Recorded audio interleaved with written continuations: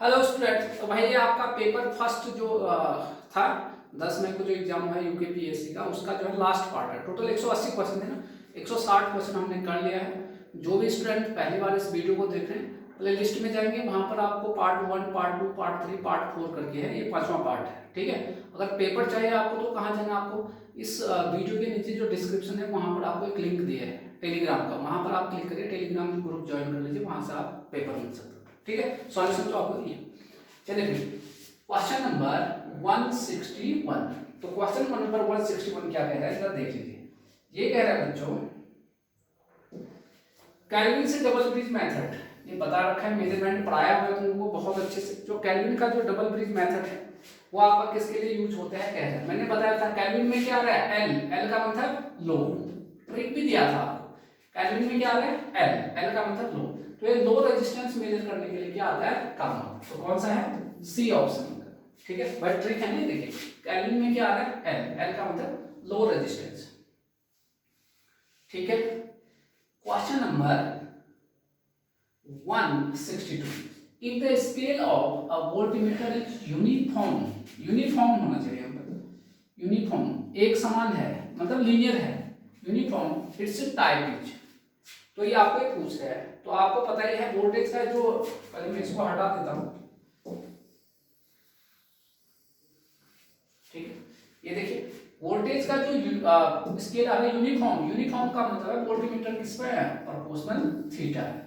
जब ये कहां पर आता है, ये पूछ रहा है आपको कहां पर आता है, ये परमानेंट मैग्नेट मूविंग कॉइल। तो आपको सी ऑप्शन दिख रहा होगा कहीं पर, ये देखिए सी ऑप्शन आ गया। ठीक है, यहां पर है, लीनियरिटी को फॉलो करते, पटा इसको।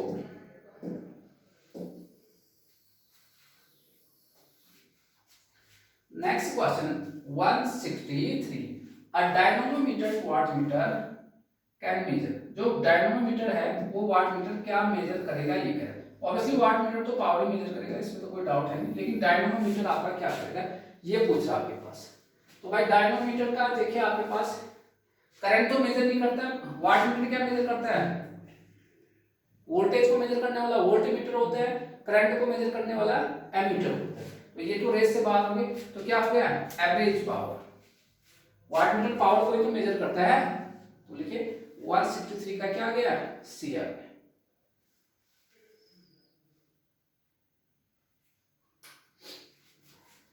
वन 163 भी हो गया। वाटमीटर तो पावर ही मेजर करने वाला।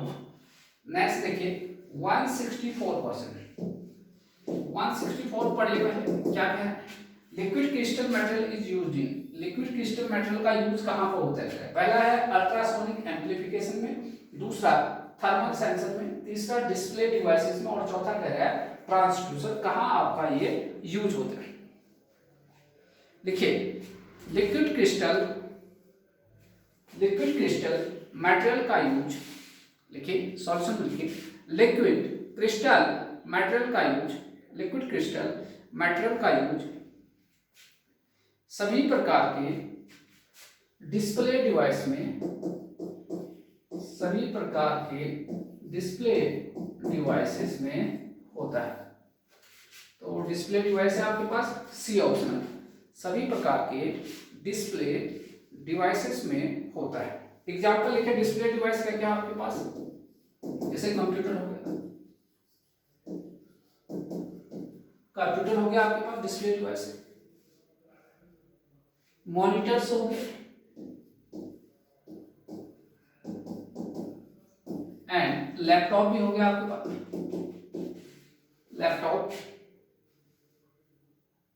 Laptop and laptop screen, laptop के स्क्रीन में भी तो आप देख सकते हो, और लैपटॉप स्क्रीन, टीवी, टीवी भी हो गया, टेलीविजन, क्लॉक्स, घड़ियों में भी क्लॉक्स, और जो दिशा दिखाता है क्या बोलते हैं, navigation system, navigation, navigation system, navigation system, यहां पर आपका क्या होता है, यूज होता है। ठीक है, तो आपको ऑप्शन लिखा हुआ है सी, सभी प्रकार के डिस्प्ले डिवाइस। तो 164 क्वेश्चन हो गया, या C option.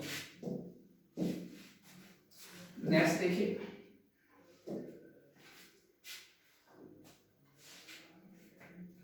$165 Which of the following material can be characterized as, कह रहा है कि निम्न में से कौन सा मटेरियल है can be characterize as, ferrite की तरह जो है कैरेक्टराइज कर सकते हैं, ये कह रहा है आपके पास। 165 नोट करिए। फेराइट क्या होते हैं? सिरेमिक लाइक मटेरियल होते हैं। क्या होते हैं? Ceramic like material with magnetic properties. देखिए पहले फेराइट हेडिंग लिखिए, इस फेराइट का मतलब क्या है वो लिखिए हेडिंग। फेराइट हेडिंग में लिखिए बच्चे, फेराइट हेडिंग में लिखिए, फेराइट हेडिंग में लिखिए, फेराइट डैश करके लिखिए ferrite. It is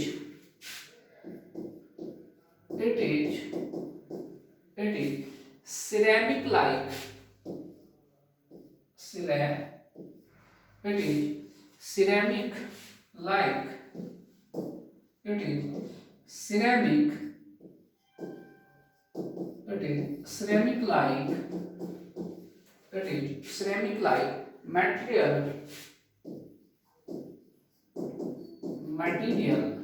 with,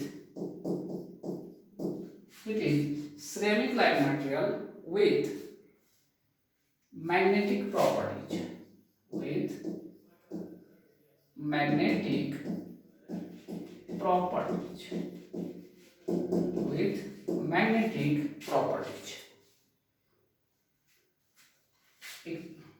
next point लिखिए,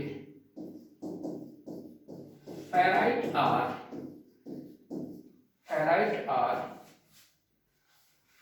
ये क्या होते हैं? हार्ड होते हैं। नंबर एक कैसे होते हैं? हार्ड होते हैं, ब्रिटल होते हैं, बिल्कुल आपको एकदम से ब्रिटल फेराइट होते हैं, ब्रिटल होते हैं। एंड आयरन तो होगा ही होगा, iron contain,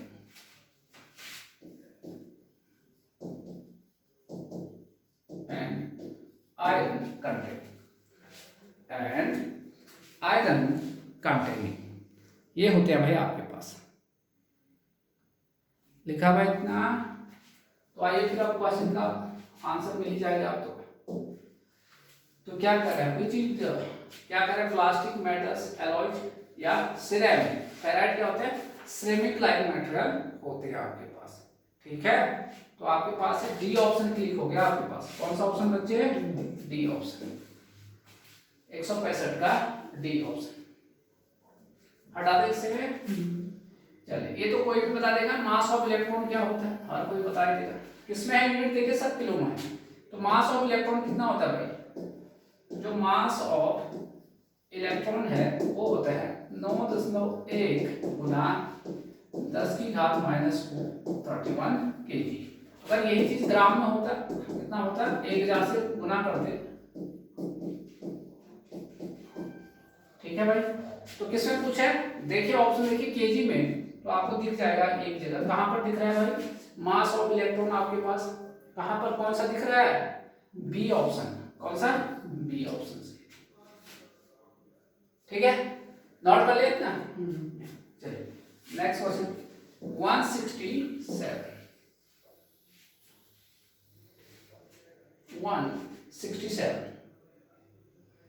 The concept of magnetic domain, concept of magnetic domain is the basic theory of magnetic domain।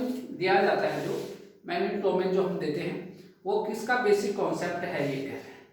तो आपके पास वो आपका होता है फेरोमैग्नेटिज्म का। जो आपके पास magnetic domain is the basic theory of ferromagnetism, किसके लिए होता है? फेरोमैग्नेटिज्म के लिए होता है। ठीक है भाई, सी ऑप्शन आपके सही हो गया।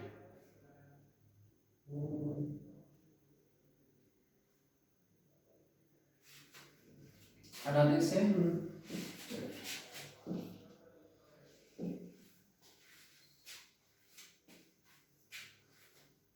सॉफ्ट मैग्नेटिक मटेरियल, ये आपको मैंने ट्रांसफॉर्मर पढ़ाया था आपके पास मैग्नेटिक सर्किट जब मटेरियल हैज लेस।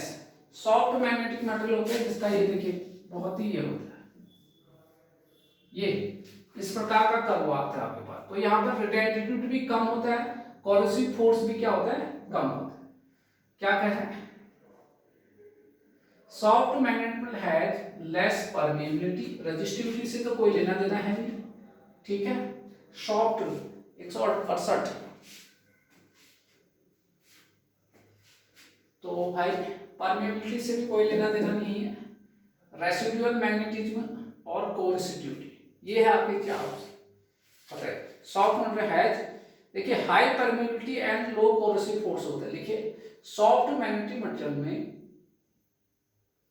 हाई परमीएबिलिटी होता है। ये परमीएबिलिटी तो क्या होता है, हाई परमीएबिलिटी। लिखिए भाई वहां लिखा है ये हाई परमीएबिलिटी होता है तथा लेस कोरोसिविटी होती है, लेस कोरोसिविटी होती है। तो कौन सा ऑप्शन हो गया, डी ऑप्शन। एसी मशीन में यूज करते हैं इसका, सॉफ्ट मैग्नेटिक मटेरियल का, जबकि हार्ड का कहां पर, डीसी मशीन में करते हैं, क्योंकि आपको चुंबक बनाना होगा ना।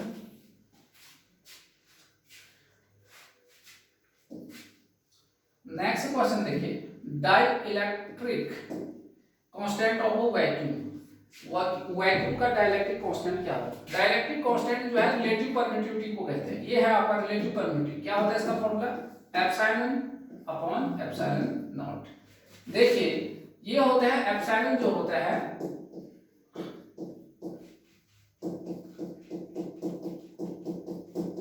परमिटिविटी ऑफ मटेरियल होता है।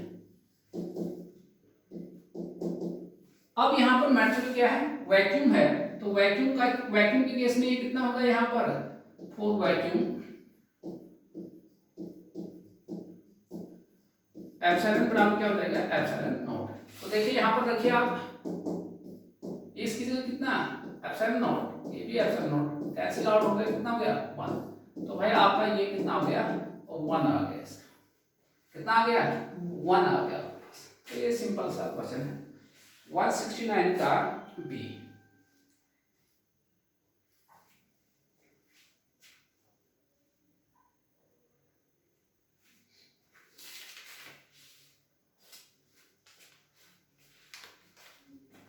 हटा दे से, नेक्स्ट देखिए,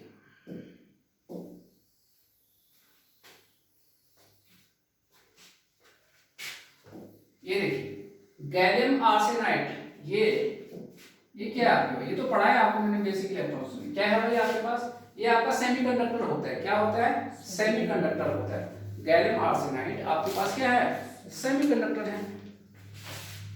तो इसके बारे में कुछ लिख लेते हैं। देखिए गैलियम, ये पढ़ा रखा है भाई आपको बहुत अच्छे से, गैलियम आर्सेनाइड। देखिए ये क्या है, इसमें गैलियम जो है 3rd ग्रुप का है, पीरियोडिक का, और जो ये होता है ये कौन सा ग्रुप का, 5th। देखिए gallium arsenide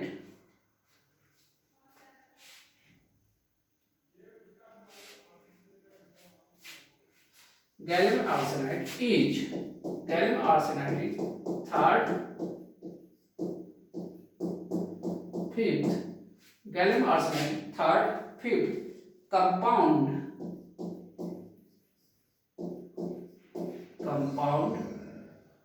direct gap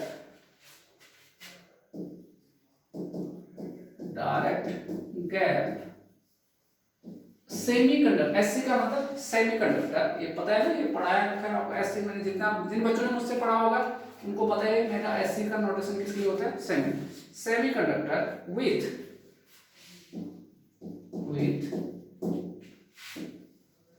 gallium and arsenic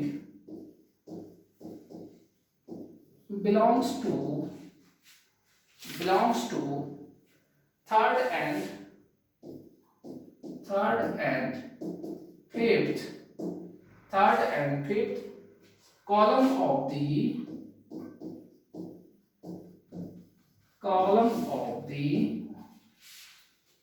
periodic table respectively. Periodic table respectively.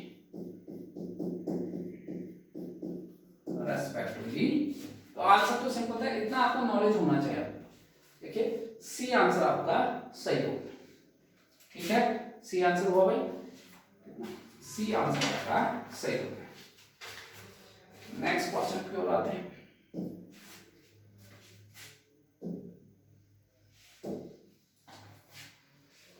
Next question 171, क्या है? The undesirable property of insulating material. Insulating material की अनडिजायरेबल, जो आपको नहीं चाहिए, कौन सा प्रॉपर्टी होता है? Undesirable property of insulating material.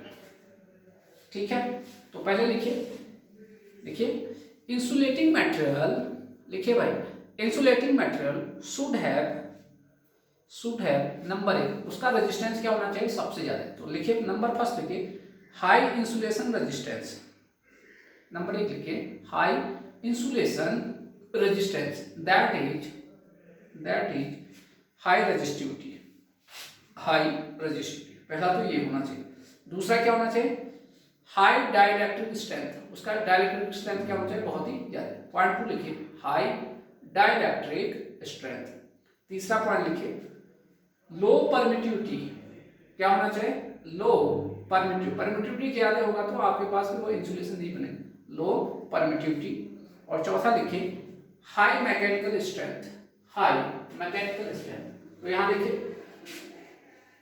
तो यहाँ से देखिए 171 का देखिए आपका जो परमिटिविटी है उससे क्या होना चाहिए? कम होना चाहिए, लेकिन यहाँ कर रहे हैं ज्यादा, तो ये नहीं होना चाहिए, बाकी ये होना चाहिए। हाई थर्मल कंडक्टिविटी ये भी होना चाहिए, हाई इंसुलेशन रेजिस्टिविटी ये भी होना चाहिए। कौन सा आंसर आ गया? B option.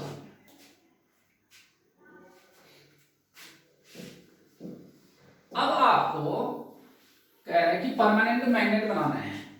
Main properties of permanent magnet, आपको क्या बनाना है बच्चे? परमानेंट मैग्नेट बनाना। मैंने किसका कहा था? सॉफ्ट आयरन का बनाते हैं, किसका? हार्ड आयरन का बनाते हैं। हार्ड आयरन का आप परमानेंट क्या बनाते हो? मैग्नेट। तो क्या होना चाहिए ये पूछ रहे हैं। तो देखिए जिसका BH कर्व का क्या होता है? एरिया जो होता है काफी ये होता है, ये होता है आपके पास, जिसका आपके पास एक तो नैरो होता है, ये वाइडर है, वाइडर होना चाहिए तभी तो आप परमानेंट मैग्नेट बना सकते। तो देखिए इसका रिटेंटिविटी ये Br, इसे ये बहुत ज्यादा होना चाहिए, कोरेसिव भी आपका ज्यादा, कोरेसिव भी क्या होना चाहिए? ज्यादा। तो Br और Sc को कोरेसिव बोलते हैं और Br को, तो ये आपके पास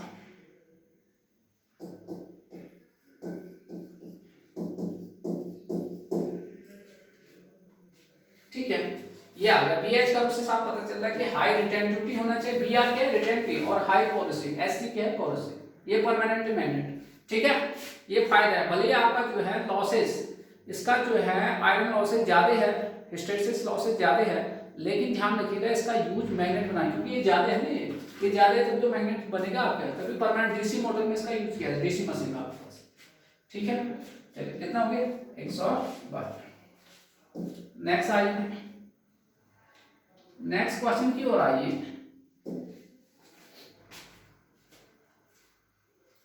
one 173,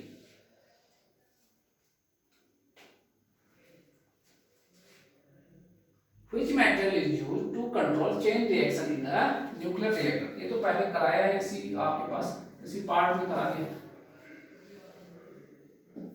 Which material is used to control chain? ये कह रहा है आपके पास 1 कितना है? 73। चेन रिएक्शन को कंट्रोल करना है भाई। Which material is used to control chain? क्या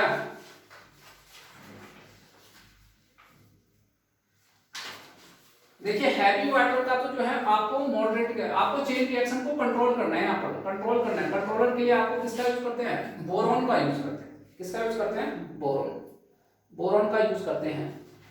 और मॉडरेटर हैवी वाटर के लिए, ये हैवी वाटर ड्यूटेरियम ऑक्साइड। पहला क्वेश्चन देखिए आप इस प्रथम प्रश्न पत्र का पहला क्वेश्चन देखिए, वहां पर जो है मॉडरेटर का यूज करते हैं आपके पास। किसके लिए मॉडरेटर का यूज होता है? हैवी मॉडरेटर के लिए हैवी वाटर या ग्रेफाइट का यूज करते हैं। ठीक है, जो कि न्यूट्रॉन को क्या करता है? न्यूट्रॉन के स्पीड को स्लो डाउन करते हैं। और कंट्रोलर क्या होते हैं, ये कंट्रोलर जो आपके पास कंट्रोल करने के लिए एब्जॉर्ब कर लेते हैं न्यूट्रॉन को, क्या करते हैं, एब्जॉर्ब कर लेते हैं। मैं लिख देता हूँ भाई ताकि तुम लोगों को कंफ्यूजन है आगे काम आ जाए। देखिए क्या अंतर है, बोरॉन, देखिए बोरॉन लिखिए,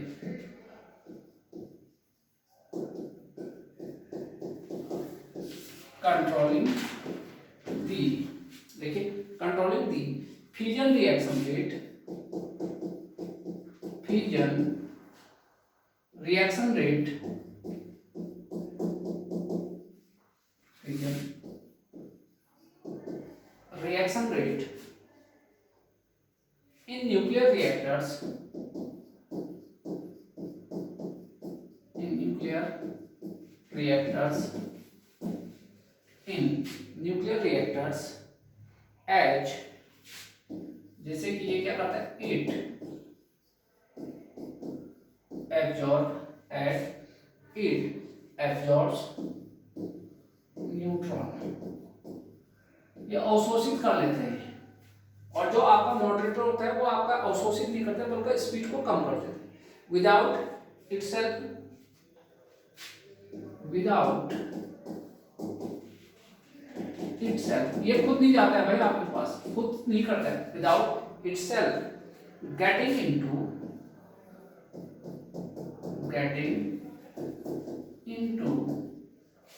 गेटिंग इनटू फ्यूजनिंग, वो फ्यूजन रिएक्शन में ये भाग नहीं लेता है। ठीक है, तो कंट्रोलिंग क्या होते हैं, फ्यूजन रिएक्शन रेट में क्या करते हैं, न्यूक्लियर रिएक्टर्स कंट्रोल करते हैं न्यूक्लियर रिएक्टर में फ्यूजन के रिएक्शन को, कैसे, न्यूट्रॉन को एब्जॉर्ब करते हैं लेकिन खुद भाग नहीं लेता है। और इसका एग्जांपल क्या है, बोरॉन है। अब दूसरा आपको जो क्वेश्चन नंबर 1 था आपके पास, वो आपके पास मॉडरेट दे, आपने हैवी वाटर, ड्यूटेरियम ऑक्साइड था ना, जो हैवी वाटर से आप ड्यूटेरियम ऑक्साइड कहते थे, and graphite, heavy water and graphite are used as, like confusion दूर हो जाए, are used as, are used as, are used as a moderator, used as a moderator to slow down,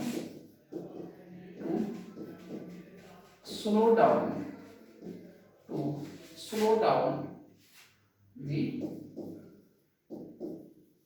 neutrons, neutrons का क्या कर देता है, slow down. ठीक है, तो अब आज हो आपको जो है अंतर पता चल गया। ठीक है, तो ये क्वेश्चन नंबर 1 था जो आपका, वहां पे वो मॉडरेटर था, यहाँ पर कंट्रोलिंग के लिए आपका बोरॉन का यूज कर। ठीक है, इतनी चीजें आ गई। चलिए नेक्स्ट लिखिए,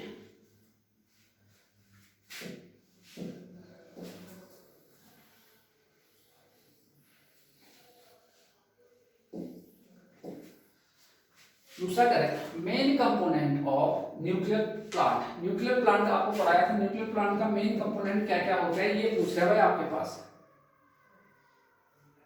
देखिए देखिए क्या होता है, न्यूक्लियर रिएक्टर भी होता है, स्टीम टरबाइन भी होता है, इलेक्ट्रिक जनरेशन भी होता है, और ये सब और देखिए इसका सभी होते हैं, आपको पहले पढ़ाया जा चुका है क्लास में। आपको जो है पावर प्लांट पढ़ाया गया है, 2-2 महीने आपको पढ़ाया गया, तो आपके पास है।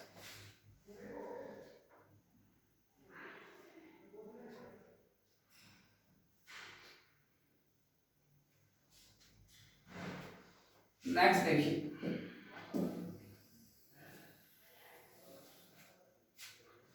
in the thermal power plant water is used for cooling purpose, water is कौन सा है 175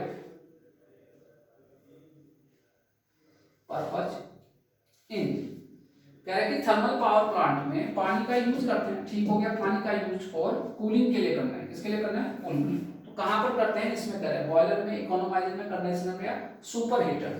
तो कहां करते हैं भाई, कंडेंसर में करते हैं। ये तो ठंडा हो गया, कंडेंसर में पानी वालों के लिए तो कंडेंसर भी तो ठंडा होता है, तो आपके पास ये हो गया 175 का C।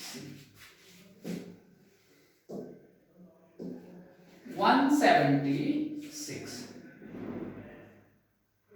डिमांड फैक्टर, ये आपको पहले ही बताया, किसी भी पार्ट में आया था आपको बात बताया। Demand factor for residential load is about,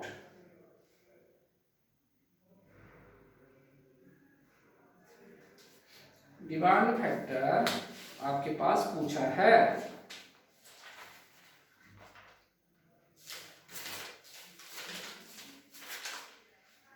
लिखा भाई, तो आपको पहले ही बताया मैंने, तो डिमांड फैक्टर के बीच में क्वेश्चन में आया था, कितना बताया था 0.7, ये होता है आपके पास रेसिडेंशियल लोड के लिए कितना होता है 0.7, 176। कंट्रोल रोड्स यूज, अभी तो बताया था कंट्रोल रोड किसका बने होते हैं वो, कंट्रोल रोड बोरॉन का, अभी तो बताया था बोरॉन, कैडमियम, सिल्वर, हाफनियम और इंडियम का।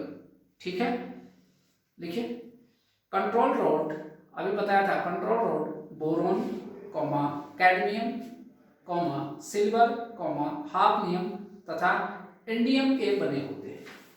तो है यहाँ पर, ये दिख रहा है आपके पास बोरॉन, समझा। Graphite use in the nuclear power plant, अभी तो पता था ग्रेफाइट का यूज किसके लिए करते हैं, मॉडरेटर के, मॉडरेटर एंड रिफ्लेक्टर की तरह यूज करते हैं। देखिए ग्रेफाइट का यूज, एक तो B2O का भारी जल का यूज करते हैं, दूसरा ग्रेफाइट, ग्रेफाइट का यूज मॉडरेटर तथा रिफ्लेक्टर की तरह करते हैं। ठीक है, इतनी बातें आपको समझना है।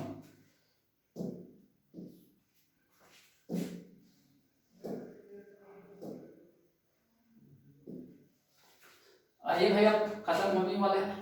Which of the following is the protective device against lightning over voltage? ये कह रहा है आपके पास कौन सा भाई, हाई वोल्टेज जो लाइटनिंग वोल्टेज होता है उससे बचाता कौन है, ये कह रहा है आपके पास। देखिए रॉड गैप का तो हम यूज करते ही हैं, सर्ज एरेस्टर का भी करते हैं और हॉर्न गैप, तीनों का करते हैं इसका मतलब। अच्छा दिया था ऑल ऑफ द अबव, सब का करते हैं, तो इसका आंसर क्या आ गया ऑल ऑफ द अबव, सबसे हम क्या करते हैं ये। फाइनली आएगा आपका 180 question. Which of the following is not a requirement for site selection of hydroelectric plant? Hydroelectric power plant का जब तुम सिलेक्शन करते हो तो तुम्हें क्या जरूरत नहीं होता है उसमें। देखिए हाइड्रोइलेक्ट्रिक पावर प्लांट में फ्यूल किसकी तरह होता है, फ्यूल कौन होता है, पानी होता है, तो पानी तो चाहिए चाहिए आपके पास। तो देखिए यहां देखिए क्या नीचे है, एबिलिटी ऑफ वाटर चाहिए, लार्ज कैचमेंट एरिया ये भी चाहिए। कैचमेंट एरिया वो होता है जो आप रिजर्वायर में हर जगह से जहां जहां से पानी आपका आ रहा है उसमें डैम में, वो आपका पूरा कैचमेंट एरिया होता है। तो कैचमेंट एरिया भी चाहिए, पानी तो चाहिए चाहिए फ्यूल है, और रॉकी लैंड आपके पास लैंड जो है काफी मजबूत होना चाहिए। अगर वो होगा तो सिर्फ मिट्टी मिट्टी होगा तो पानी के साथ क्या हो जाएगा, बह जाएगा, फिर क्या करोगे। तो इसका मतलब अब कौन सा है, सेडिमेंटेशन, ये नहीं चाहिए भाई आपके पास। तो क्या आंसर हो गया सेडिमेंट। लिखिए तो लिखिए sedimentation, sedimentation is not required for, देखिए sedimentation is not required for site selection of, ये लिखा है साइट, यहां पर साइट में से जगह, site selection of, site selection of hydroelectric, hydroelectric power plant, power plants, because, क्यों भाई ऐसा, बिकॉज सेडिमेंटेशन, ये लिखा है sedimentation, sedimentation may reduce, may reduce, may reduce the, may reduce the water storage, अरे वो नीचे आपका गाद टाइप का भर जाएगा ना, तो पानी क्या होगा, कम हो जाएगा ना आपके पास। may storage, may reduce the water storage capacity, may reduce the water storage capacity of reservoir, जो रिजर्वायर में, तो नीचे बालू की तरफ अगर वो जमा हो जाएगा, सिल्ट जमा हो गया तो पानी तो फिर कम हो जाएगा ना। Water store capacity of reservoir and may also cause, and may cause also cause damage to the turbine blades. Turbine के ब्लेड में भी अगर आपको चलेगा ना सिल्ट जाएगा तो वो क्या हो जाएगा, नुकसान हो। May also causes damage of the turbine blades. ठीक है भाई, तो हमने जो आपका क्वेश्चन पेपर हुआ था 10 मई को, उसका जो है पहला पेपर हमने सॉल्व कर लिया, जिसमें कितने 5 पार्ट में मैंने बहुत डिटेल में आपको जो है सॉल्यूशन कर दिया है। 180 क्वेश्चन थे। ऐसे अब पेपर सेकंड है जिसमें भी आपका क्या है 180 क्वेश्चन है, आप जो है अब उसको सॉल्व करना। ठीक है भाई, अगर आपको फिर से कह रहा हूँ, अगर आपको पेपर चाहिए आपको जो है, तो आप ये वीडियो के डिस्क्रिप्शन में टेलीग्राम ग्रुप का लिंक है, वहाँ पर आप उसमें टेलीग्राम ग्रुप ज्वाइन कर लीजिए, वहाँ से आपको मिलेगा। थैंक यू दोस्तों।